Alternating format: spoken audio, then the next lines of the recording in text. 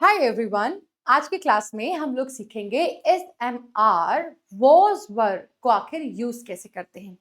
जब हमें छोटे छोटे सेंटेंसेस बनाने होते हैं ना, तब ये बहुत इंपॉर्टेंट रोल प्ले करते हैं। तो आज बेसिकली मैं आपको सिखाने वाली हूँ कि जब हम छोटे छोटे इंग्लिश में सेंटेंसेस बनाते हैं तो वो कैसे बनाए जाते हैं। और छोटे छोटे सेंटेंसेस बनाने में अगर हमने थोड़ा सा महारत हासिल कर लिया तो फिर वो लॉन्ग लेंदी सेंटेंसेस बोलना हमारे लिए थोड़ा आसान हो जाएगा। तो चलिए पहले शुरुआत करते हैं इज एम आर और वॉज वर को आखिर कैसे यूज करा जाता है।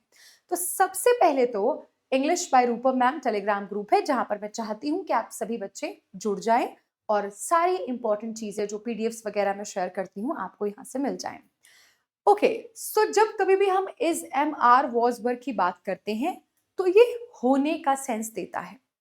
जैसे मैं खुश हूं, वो एक डॉक्टर है, ये इंजीनियर है। तो जहां कहीं भी हम लोग है या होने का सेंस देते हैं तब हम S M R was were का इस्तेमाल करते हैं। वैसे मैं आगे डिस्कस करूंगी, पर मैं अभी आपको बता दूं कि जो इज एम आर होता है वो आप यूज करते हैं जब आप अपने सेंटेंस को प्रेजेंट में बनाना चाहते हैं। अभी के बारे में बात कर रहे हैं, जैसे कि मैं खुश हूं, आई एम हैप्पी। वो दुखी है, ही इज सैड।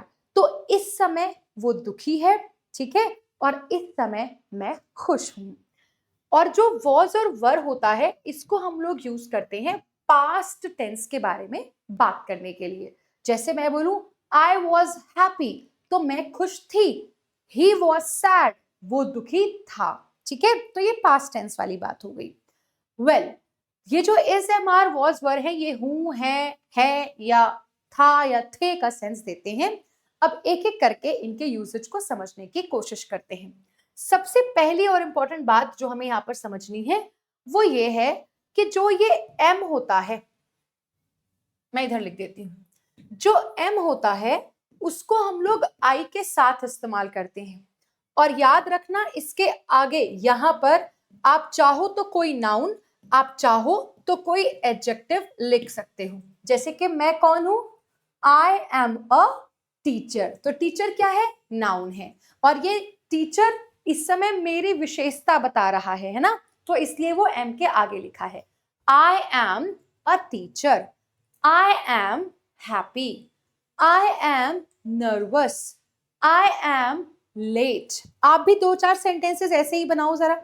याद रखना कि जब कभी भी एम लिखा होगा एक तो सेंटेंस प्रेजेंट टेंस में होगा और दूसरा इसके आगे आप नाउन भी लिख सकते हो और एडजेक्टिव भी लिख सकते हो, लेकिन दोनों ही एक यूज करे जाएंगे एडजेक्टिव के जैसे। ठीक है, जैसे कि I am a teacher, I am ready। आप भी बताओ, I am a student, I am not ready maybe। ठीक है, अच्छा नेगेटिव सेंटेंस कैसे बनाते हैं वो भी बताऊंगी आगे। तो एम समझ आया, प्रेजेंट टेंस आई के साथ यूज करते हैं, इसके बाद आएगा एडजेक्टिव।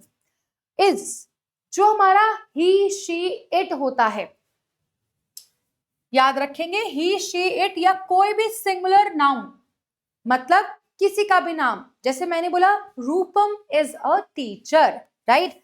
मैंने बोला आकाश is a student.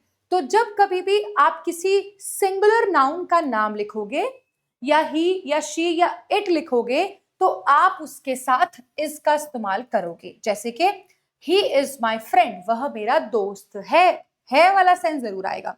She is very intelligent, वह बहुत इंटेलिजेंट है। The book is very interesting, book बहुत इंटरेस्टिंग है। ठीक है, तो कोई भी नाउन लिखो, चाहे व्यक्ति का नाम लिखो, चाहे कोई नॉन लिविंग थिंग लिखो, या ही शी इट में से कुछ भी लिखो, आप उन सबके साथ इज का इस्तेमाल करते हैं और आगे हमेशा क्या आएगा, एडजेक्टिव आएगा। ठीक है, समझ आई बात। मैंने बोला शी इज ब्यूटिफुल, तो ब्यूटिफुल क्या है, एडजेक्टिव है। ऐसे ही जब आप आर का इस्तेमाल करते हैं तो आर क्योंकि प्लूरल माना जाता है तो इसके पहले लिखे हुए जो भी सब्जेक्ट्स रहेंगे वो आपके प्लूरल होने चाहिए। जैसे कि यू प्लूरल है, वी प्लूरल है, दे प्लूरल है, या कोई भी प्लूरल नाउन हो सकता है। जैसे we are hungry, they are playing, the students are ready, the books are interesting. ठीक है, तो आर कब आता है, जब सेंटेंस इसके पहले अगर कोई वर्ड प्लूरल लिखा हो, या तो प्रोनाउन प्लूरल हो या तो नाउन प्लूरल हो, तो यहाँ आर आता है और इसके बाद आगे क्या लिखा जाएगा? एडजेक्टिव लिखा जाएगा। सिंपल। अगर बात पास्ट टेंस की हो तो सिंगुलर सब्जेक्ट के साथ वॉज आ जाता है, ठीक है। और जब बात पास्ट की हो तो प्लूरल सब्जेक्ट के साथ आप क्या लिखते होते हैं? वर लिखते हैं। यानी कि आप ये समझ के चलो, जैसे मैंने अभी आर समझाया, आर तो प्रेजेंट की बात कर रहा था, है ना। ऐसे ही पास्ट में आर की जगह क्या हो जाएगा? वर हो जाएगा, और इसकी जगह क्या हो जाएगा? वॉज हो जाएगा, ठीक है। अच्छा, जैसे कि आई वॉज बिजी yesterday, तो मैं कल बिजी था। ही वॉज टायर्ड, वह थका हुआ था। The meeting was important, meeting important थी। तो था, थी, थे के सेंस में आप वॉज या वर का इस्तेमाल करते हैं जब आपका सेंटेंस कैसा होता है? जब आपका सेंटेंस होता है पास्ट में। अच्छा, वर, जैसा कि मैंने बताया, you were late, we were happy, they were in the meeting, plural होगा तो वर आ जाएगा। अच्छा, अब अगर मुझे एक नेगेटिव सेंटेंस बनाना हो, मैंने कहा यार मैं तो आई एम नॉट हैप्पी, मैं खुश नहीं हूं, तो आप क्या करते हैं? हमेशा इस बात का ध्यान रखेंगे कि जो आपका इज होता है, एम होता है, आर होता है, वॉज होता है या वर होता है, इनके बाद एक नॉट लगा देंगे अगर आप कोई नेगेटिव सेंटेंस बनाएंगे तो।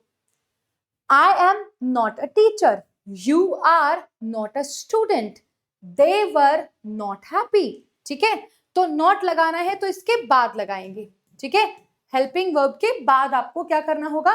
नॉट का इस्तेमाल करना होगा। अच्छा, पास्ट में कहना है, सेम लगेगा।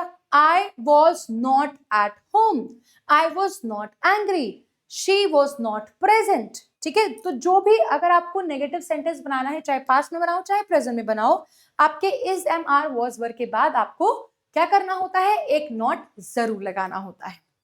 अच्छा, अब अगर आपको सवाल पूछना हो, क्या मैं टीचर हूं, तो आप क्या बोलोगे? देखो सुनो, मैंने अभी बोला था आपको एक sentence, I am a teacher, यही बताया था। अब आपने मुझसे पूछा या मैं आपसे पूछती हूं, क्या मैं एक टीचर हूं, तो आपने आंसर में क्या बताया? Yes I am a teacher, for example. अब इसी सेम स्टेटमेंट का अगर मुझे क्वेश्चन स्टेटमेंट बनाना है तो मैं क्या करूंगी? ये वाले एम को मैं आगे ले जाऊंगी, मैं पूछूंगी am I a teacher, am I a teacher, क्या मैं एक टीचर हूं, और एक सवाल उठा दूंगी। क्या मैं लेट हो गया? Am I late? आप क्या कर रहे हैं यहां पर? थोड़ा सा इस बात को ध्यान से समझिए। देखो बेटा, जब कभी आप कोई सेंटेंस बनाते हो तो आप सब्जेक्ट लिखते हो, आप वर्ब लिखते हो, आप ऑब्जेक्ट लिखते हो, ये हो गया आपका एक नॉर्मल स्टेटमेंट। बट जब आप सवाल पूछते हो तो ये वर्ब आपका इस सब्जेक्ट के पहले चला जाता है। आपको कहना होगा, जो भी वर्ब यहां होगा उसके हिसाब से आप, जैसे फॉर एग्जाम्पल मैंने कहा, कोई सेंटेंस बताओ कमेंट सेक्शन में। जैसे मानो मैंने कहा कि she is beautiful, she is tall, for example मैंने बोला, है ना। तो शी सिंगुलर, इज आ गया और इसके हिसाब से टॉल आ गया, टॉल एक एडजेक्टिव है। अब मैं आपसे पूछ रही हूँ कि क्या वह लंबी है, सवाल हो गया। इस बात को इंग्लिश में कैसे कहेंगे? ये तो हो गया सब्जेक्ट, ये हो गया वर्ब और ये हो गया इसका एडजेक्टिव, ठीक है। आप इसको उठाकर इसके पहले लिख दो, आप पूछोगे इज शी टॉल, क्या वह लंबी है, बस बन गया सेंटेंस।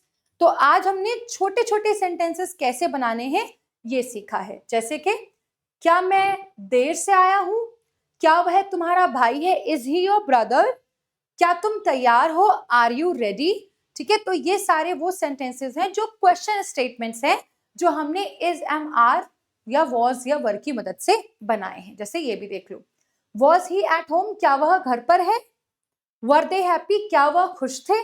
तो आप जब सवाल पूछोगे तो जिससे भी बात हो रही है, ही, शी, इट, दे, जिससे भी बात हो रही है, उसके पहले लगा दोगे अपना इज, एम, आर या was, were, depending on your subject, ठीक है बेटा। बस सिंपल सॉर्टेड, बस यही था। आराम से पढ़ते रहो, सीखते रहो, समझते रहो। थोड़ा थोड़ा करके स्टेप बाय स्टेप चीजों को बढ़ाकर लेकर चलेंगे और ऐसे ही एक दिन नंबर 1 बन जाएंगे। अब नेक्स्ट आपको कौन से टॉपिक पर पढ़ना है, कौन सा टॉपिक सीखना है इंग्लिश में, let me know in the comment section. Thank you everyone.